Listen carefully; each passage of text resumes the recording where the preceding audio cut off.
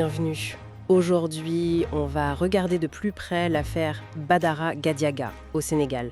Vous savez, celui qu'on surnomme parfois le chroniqueur du peuple. Oui, une voix assez critique, très présente sur TFM notamment, un vrai contrepoids médiatique, comme on dit. Et les sources qu'on a suggèrent comment cette voix a été réduite au silence assez brutalement. On va essayer de décortiquer un peu les faits marquants. Alors, le point de départ, ça semble vraiment être l'émission Jacarlo B, le 7 juillet 2025. Il y a eu un échange, disons, assez vif. Ah oui, Avec qui? avec le député Amadouba. Gadiaga était très critique sur ce qu'il a appelé les dérives d'un pouvoir, des méthodes qu'il jugeait dépassées.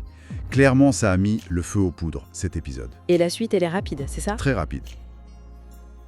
2 jours plus tard, hop, convocation par la division spéciale de la cybercriminalité. De fausses nouvelles. Bon, des motifs assez techniques au premier abord. Mais ça ne s'arrête pas là, j'imagine. Non, pas du tout. En fait, ça monte très vite en puissance. Il y a la garde à vue et puis bam, placement en détention provisoire. Mandat de dépôt. Mandat de dépôt. Et les charges, elles évoluent aussi? Ah oui, et pas un peu.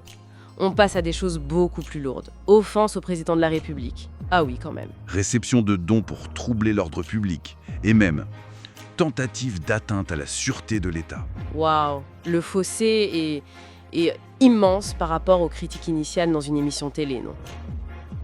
C'est exactement ça. L'escalade est spectaculaire.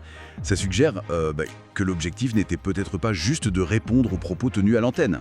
Et lui, Badara Gadiaga, comment il réagit? On sait? Lui, depuis sa cellule, c'est le silence radio. Mais sa défense, elle, est très active. Oui, menée par Maître Oumar Youm, c'est ça? Une figure assez connue? Tout à fait, ancien ministre de la Justice d'ailleurs. Ses avocats, eux, parlent clairement d'une manœuvre pour le faire taire. Il dénonce une criminalisation de la parole critique. C'est fort comme terme. Oui, c'est très fort. Et ils ne se contentent pas des tribunaux sénégalais. Ah bon? Qu'est-ce qu'ils font d'autre? Ils ont internationalisé l'affaire.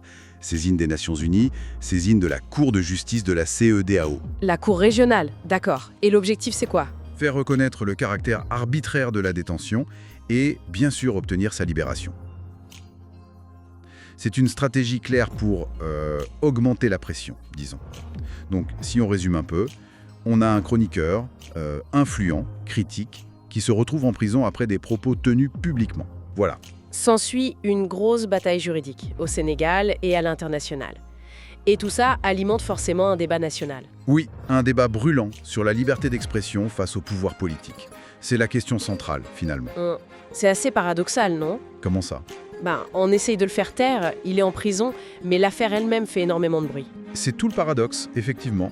Gadiaga est physiquement silencieux, mais son cas parle pour lui et amplifie même le débat qu'il portait. Ça dépasse sa personne, en fait.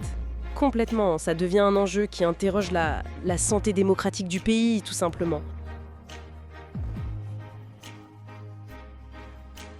C'est un phénomène qu'on observe parfois. La tentative de museler une voix peut avoir l'effet inverse et attirer encore plus l'attention.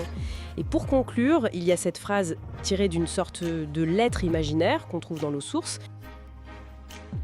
Attribuée à Gadiaga, on m'a enlevé le micro, mais on n'a pas encore éteint la lumière. C'est une belle image. Forte. Oui, ça laisse à réfléchir. Est-ce qu'en essayant d'éteindre une voix comme ça, on ne risque pas, au contraire, d'allumer autre chose? Une prise de conscience plus large, peut-être? La question reste ouverte.